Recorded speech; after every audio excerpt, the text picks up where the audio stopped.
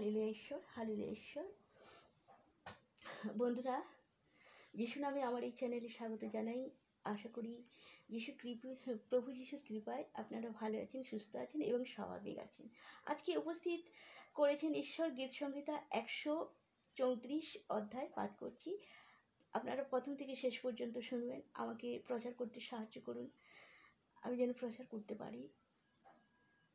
জয় যিশু। সদাপ্রভু, আমার প্রার্থনা শোনো, আমার বিনতিতে কর্ণপাত করো।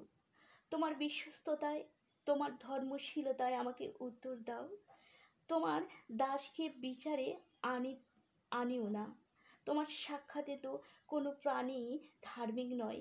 শত্রু আমার প্রাণকে তাড়না করিয়াছে, সে আমার জীবন ভূমিতে চূর্ণ করিয়াছে। সে আমাকে অন্ধকারে বাস করাইয়াছে, চিরকালের মৃত্যুগণের সাদৃশ্য করিয়াছে। ইহাতে আমার আত্মা অন্তরে অবসন্ন হইয়াছে, আমার অন্তরে চিত্ত অসার হইয়াছে।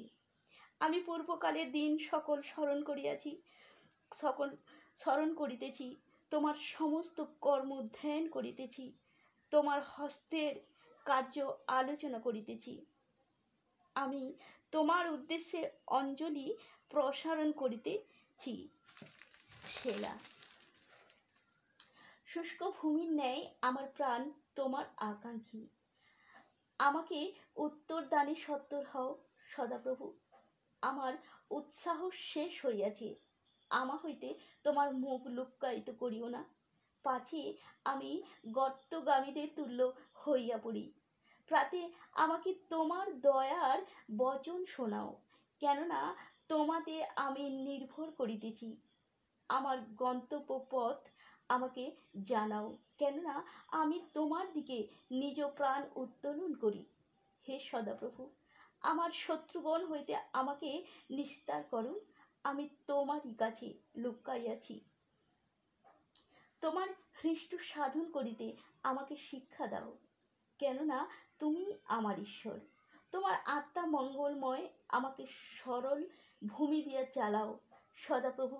তোমার নামের অনুরোধে আমাকে সঞ্জীবিত করো। তোমার ধর্মশীলতার সংকট হইতে আমার প্রাণ উদ্ধার করো, আর তোমার দয়াতে আমার শত্রুদিগকে উচ্ছেদ করো। আমার প্রাণের সমস্ত দুঃখদায়ীকে বিনষ্ট করো, কেননা আমি তোমার দাস। আমিন, আমিন, আমিন। ভালো থাকবেন, সুস্থ থাকবেন। জয় যিশু।